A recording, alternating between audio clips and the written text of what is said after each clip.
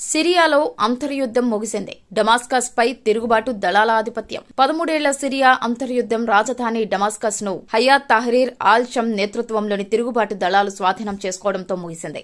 అసద్ పాలన ముగిసిందని తిరుగుబాటు దళాలు ప్రకటించాయి. ఈ ప్రకటన తర్వాత డమాస్కస్ రోడ్లపై ప్రజలు చీర్స్ చెబుతూ ఆనందోత్సాహంతో కనిపించారు. ఈ రోజు కోసం ఎన్నేళ్లుగా ఎదురుచూశాం, ఇది సిరియాలో కొత్త చరిత్ర ప్రారంభమని ప్రజలు వ్యాఖ్యానించారు. బషర్ అల్ అసద్ దేశాన్ని వదిలి వెళ్లిపోవడంతో సిరియాలో సంబరాలు మొదలయ్యాయి.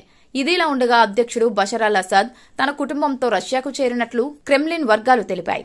ఆదివారం తిరుగుబాటు దళాలు డమాస్కస్ ను పూర్తిగా స్వాధీనం చేసుకున్న తర్వాత అధ్యక్షుడు బషర్ అల్ అసద్ దేశాన్ని విడిచి వెళ్లారు. ఆ క్రమంలో అతను ఎక్కడికి వెళ్లాడు అనే దానిపై చాలా ఊహాగానాలు ఉన్నాయి. వాటన్నిటికీ సమాధానంగా బషర్ తన కుటుంబ సభ్యులతో కలిసి రష్యాకు చేరినట్లు అక్కడి మీడియా వర్గాలు వెల్లడించాయి. సిరియా అధ్యక్షుడు అసద్ తన కుటుంబంతో సహా మాస్కోకు చేరుకున్నారు. మానవతా కోణంలో రష్యా ఆయనకు ఆశ్రయం కల్పించింది అని క్రెమ్లిన్ వర్గాలు మీడియాకు సమాచారం అందించాయి. ఈ ప్రకటనతో అసద్ క్షేమ సమాచారం గురించి జరుగుతున్న ప్రచారానికి తెరపడింది.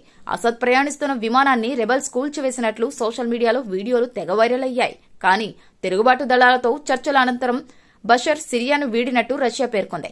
అధ్యక్ష పదవి నుంచి తప్పుకోవడానికి అంగీకరించిన బషర్ అల్ అసద్ అధికారాన్ని శాంతియుతంగా బదిలీ చేయడానికి తగు సూచనలిచ్చారని రష్యా విదేశాంగ తెలిపింది.